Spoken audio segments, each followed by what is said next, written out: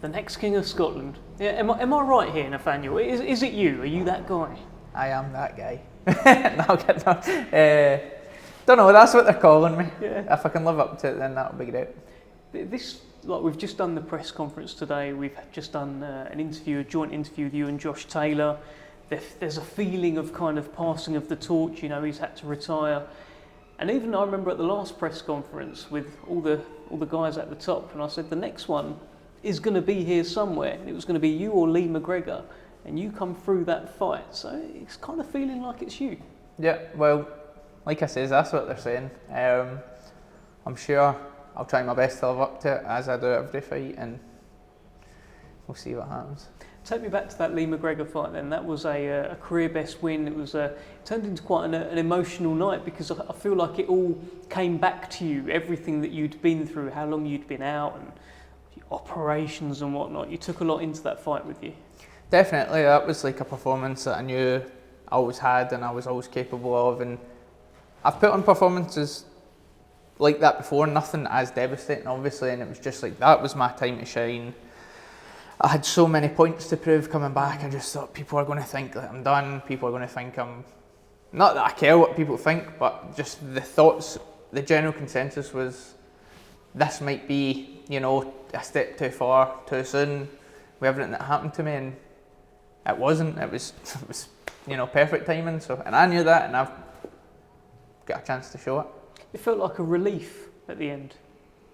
I don't think, like, it's a lot of weight on your shoulders, that magnitude of fight in the hydro, at home, and then with the added stuff on top of it, and I don't think anybody knows to what level I've been through things. I'm not here to sit and say, oh, it's poor me and I've been through this and that and the next thing, but for my own, you know, mind and mental health and whatever, like when that fight was done, it was like a great weight has been lifted, and it wasn't nice because me and Lee were friends anyway, so I was glad that when it was all over, it was over. But you were told at one point that it didn't look like you were going to box again, right? Yeah. Like they were talking about, don't even worry about your boxing. We've got bigger things to worry about, kind of thing. So that's a lot to come through. Yeah, absolutely. And I shared something the other day, and it was Adi talking about, I think a couple of years ago, like he's put on a career best performance, he's put himself on the scene. I think a couple of years ago he had something up with him and all that, and I'm like, it was like less than a year ago I had something up with me, I'm back already. So, but I say it all the time, like I've not got that mentality to sit and go, oh, poor me, like, and mull about over it. Like, I was right back to training as soon as I was able to be back to training. I wasn't allowed to box for X amount of weeks. When I was allowed to run, I was running and I was doing ultra marathons, and I was getting myself back in that mindset of I need something to keep me going here. So something inside you just keeps fighting all Indeed. the time. Where does that come from? Just being there for birth, being there from, you've seen my post the other day, and when I was born fighting, and that's always been in me, it's installed in me. You know, we need to sort out your picture on Google, because I was trying to explain to someone the other day what I'm going to be doing on Tuesday. I said, oh, there's this fighter coming through, Nathaniel Collins. They hadn't heard of you. It's all right, they're only a casual fan. I said, it's this guy, Nathaniel. And the first thing that pops up is just you lying in a hospital bed. No, I'm going to need to talk to somebody at Google. You need to talk to someone. Do you know what? I don't know if I prefer that or because for like the last 7 years, my box rec pic's been like a close-up picture in my head, like in a training session when I've been pure fat, and I'm like, I don't know what one I prefer. I don't think I'm actually photogenic at all. No, stop. What was it like having Josh Taylor around today and you know, hyping you up? You've just done a lovely piece where he's talking about how he's seen a bit of himself in you as well and giving you advice, and like, this is kind of priceless stuff, right? Yeah, it's great. If we can do one of these every week, that would be ideal. Probably build my confidence up. No, it was good. Honestly, I think Josh is a cracking guy. I think he's a brilliant fighter. He's, like I said before, somebody that I've always looked at because he is a southpaw, he does box, you know. I've always based myself on like try and be like him, try and be like, you know, great southpaw fighters, and he's the guy. he is the guy, and not just in Scotland, all over, the only guy in the UK. So it's just him saying nice things is good, isn't it? It's just nice, isn't it? It's just nice. This is quite nice as well. It's lovely. It's a silver though. You know, we need to start getting some gold. Like it's coming, right? It's coming. I'm looking forward to it when it does come, which is hopefully not too far away. And obviously this has been made a WBC eliminator, so hopefully next when I deal with Lorente. Yeah, what are you picking up from Lorente today? You'd have faced off with him, and he was eyeing up your belt, you were eyeing up his. A lot was probably lost in translation. Seems a lovely fella to me. It does actually seem. You need to stop getting me fighting nice guys. I need a villain or something. Yeah.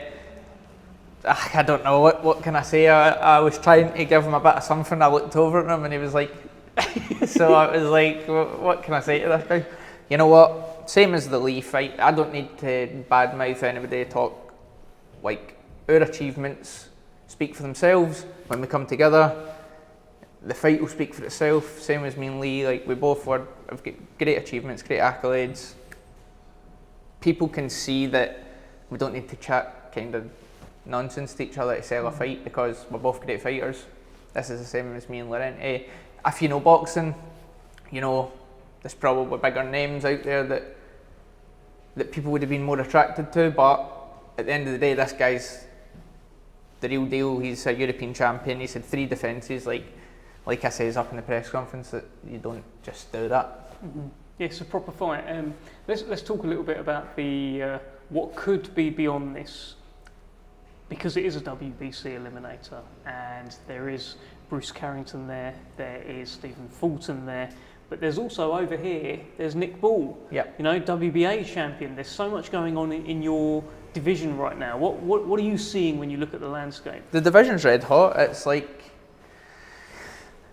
just one of the ones, isn't it, that you'll say to any fighter, I'll take anybody, I'll take anybody. Like, you know what, immediately, I would like the full WBC title, so that's not me saying I don't want this and I don't want that. And if somebody else offered me a world title fight in any other, you know, governing body, then 100% I'm jumping at that. But when I grew up, my guy was Floyd Mayweather. I think you've done a wee question thing the last time, and every answer I had was Floyd Mayweather. Floyd, yeah.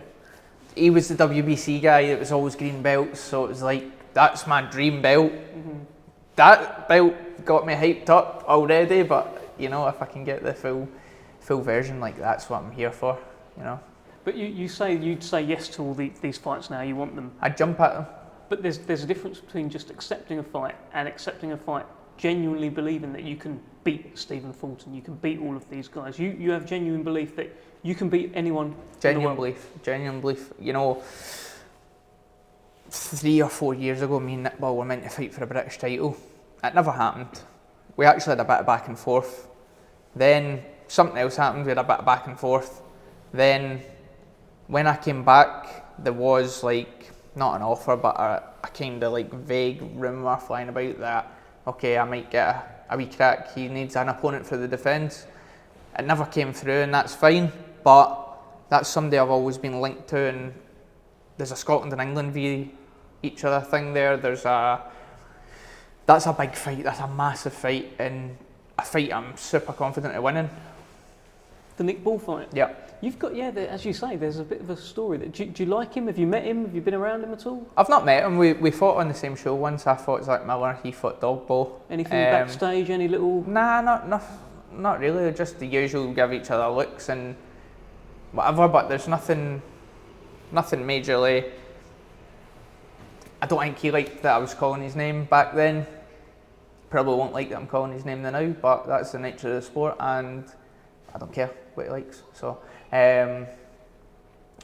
but as far as anything other than that, I don't think really. I was helping Brad Strand prepare for things. I've been in the gym when he's been in the gym. We've not spoken anything, but so there's a kind of underlying tension, if you will. There is an underlying tension. You could cut it with a spoon. Oh goodness me! I just want to ask you this final thing, right? I heard that you used hypnosis to talk yourself through some amateur fights, and you suddenly went from kind of like almost like a losing fighter to a winning fighter. You convinced yourself that you could win. Tell me a little bit about this. You pull things out of nowhere. I don't know where you get it from, but yeah. So basically, there was a time where, how do you explain this? You went to see someone, right? I went to see somebody. Yeah. She was really great. She used to just kind of speak me through things, and literally, I could be just sitting here and picture just everything that I wanted, everything that I had, and it was whether the hypnosis worked or not, or whether, but at that time that was something I needed and believed in. I think like anything that gives you that kind of tiny edge is good, and it was brilliant. And you know, that year, the reason I'd done that was my mum had said to me, I'd just got into uni at the time, and she'd said to me, if you don't win the Scottish Championships as an amateur, you need to chuck it, because if you can't beat people in Scotland, you can't beat people all over the world. So why are you doing it? How old at this point? 19, 20. Right. And so, and at that point, I maybe hadn't took boxing as serious. So when she said that, and there was the possibility of boxing possibly being gone, was like, okay, I'm going to switch on here. So I went to see this woman, done the hypnosis, whatever. That year, I won the Scottish Championships. I was stopping people, giving people 8 counts, blah, blah, blah, blah. Then I went abroad, done the same thing at tournaments abroad. Then I went to the Commonwealth Games, and it kind of rolled for then, and each time I got more and more confident and more belief in, actually, this is meant for you, this is what you were meant to do, and you have done the right thing by, you know, kind of leaving uni, leaving jobs, focusing all your time on this. And, you know, I only went to that hypnosis for maybe a couple of weeks, but I truly believe it helped me to be how I am now. So you just convinced yourself, or she convinced you? She never ever, it was weird, like it was never about convincing yourself you were good, or convinced, it was just about like feeling good or feeling something. Like if I closed my eyes, I could do the same exercises she gave me then as I would now, and I'd probably feel the same. But then I just went through this stage of like, this is going to sound stupid, I'd done the hypnotherapy with her, it was good, but then like Goggins started coming about, and then these other mindset kind of athletes started coming about, and it was Goggins challenges, this, that, and then it was like Goggins ran 100 mile with 2 broken feet. I was like, so if somebody there can do something like that, I can do something like that, because that is a human like me doing something like that. So then it became like, you can do anything that anybody else is doing. Stay hard. Stay hard. No, did he? No, did he whatsoever. What's going to happen with you and Cristobal Lorente October 4th? I think it's going to be a good fight. I think, you know, it'll probably come out hot for the start. And I think there might be points where it's a firefight, but ultimately I think he's going to walk onto shots and I knock him out. Good luck. Thank you. Good to see you.